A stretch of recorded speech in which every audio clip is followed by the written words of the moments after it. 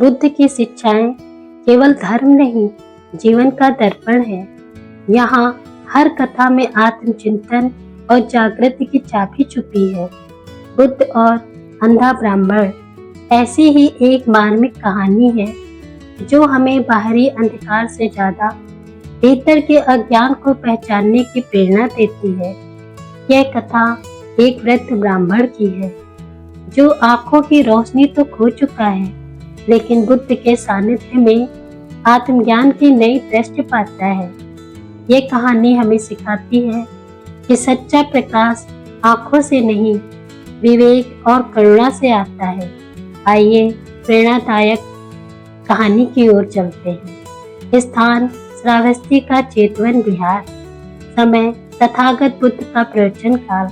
श्रावस्ती में एक दिन चढ़ता हुआ सूरज, हल्की धूप और शांत हवा के साथ जीवन में नई ऊर्जा भर रहा था। चेतवन विहार में भिक्षु और श्रद्धालु शांतिपूर्वक तथागत बुद्ध की प्रतीक्षा कर रहे थे।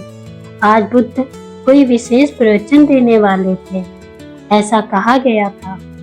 लेकिन उस दिन की भीड़ में एक विशेष व्यक्ति था, एक वृद्ध ब्राह्मण जिसकी आंखों में रोशनी नहीं थी।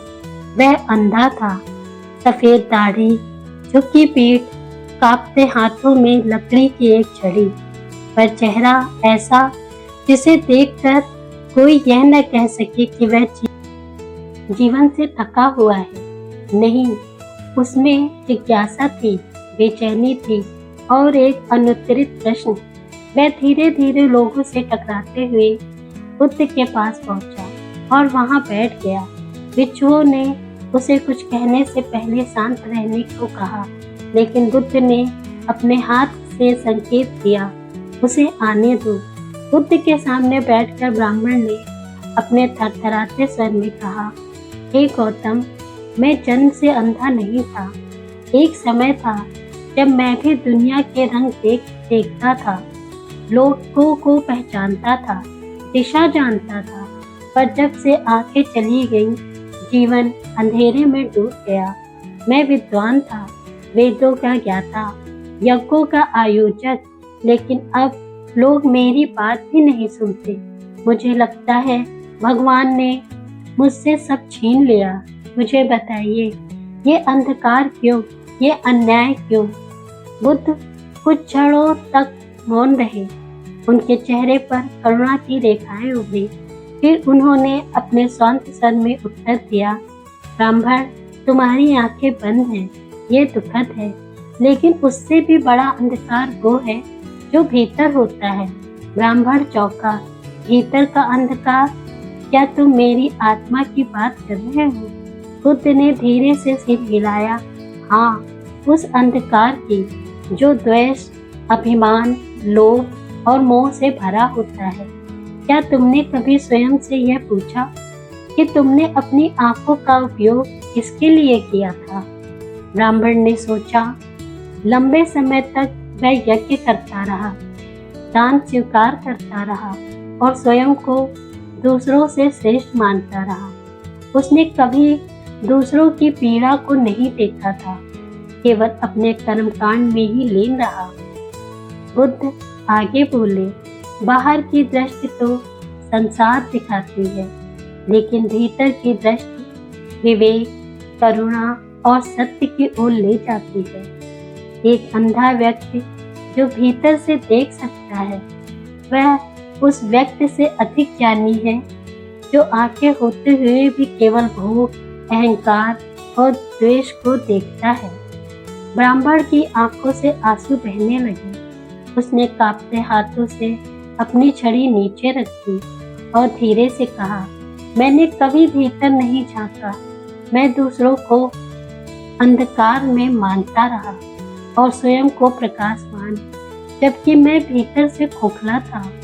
बुद्ध मुस्कुराए, देखो ब्राह्मण, जीवन में हमें एक इंद्रिय का अभाव होता है, तब दूसरी इंद्रियां तेज हो जाती हैं। यदि तुम आंखें नहीं देख सकते तो अब हृदय से देखो, ध्यान से देखो, भीतर झांको, सत्य वही मिलेगा। जिस दिन तुम अपनी पीड़ा को नहीं, दूसरों की पीड़ा को देख पाओगे, उसी दिन तुम्हारा पुनर्जन्म होगा। प्रकाश आंखों से नहीं, समझ से आता है। भीड़ स्तब्ध थी। ऐसा लगा जैसे पूरी सभा में मौन की भाषा में संवाद हो रहा हो। वह ब्राह्मण ने धीरे से बुद्ध के चरणों में सिर झुका दिया। हे गौतम, क्या मैं अब भी ज्ञान की खोज कर सकता हूँ? क्या एक अंधा भी दृष्टि पा सकता है? बुद्ध ने बड़े स्नेह से कहा, जो भीतर देखने को तैयार हो वह कभी अंधा नहीं होता। उस दिन के बाद वह ब्राह्मण जेतवन बिहार में ही रहने लगा। उसने भिक्षुओं की सेवा की, बुद्ध के वचनों को सुना और दिन रात ध्यान में लीन रहा। धीरे धीरे वह अंधा व्यक्ति लोगों के लिए प्रकाश व्रत बन गया। जो कभी बाहरी आंखों से संसार नहीं देखता था, अब वह भीतर से संसार को समझता था। और यही था उसका मोक्ष। कहानी की सीख, अंधकार केवल आंखों का नहीं होता, विचारों और भावनाओं का भी होता है। अहंकार और द्वेष मनुष्य को सच्चे ज्ञान से दूर कर देते हैं। बाहरी दृष्टि खो भी जाए तो भी भीतरी दृष्टि हमें जीवन का सही मार्ग दिखा सकती है। करुणा, विवेक और आत्मचिंतन, यही सच्ची दृष्टि है।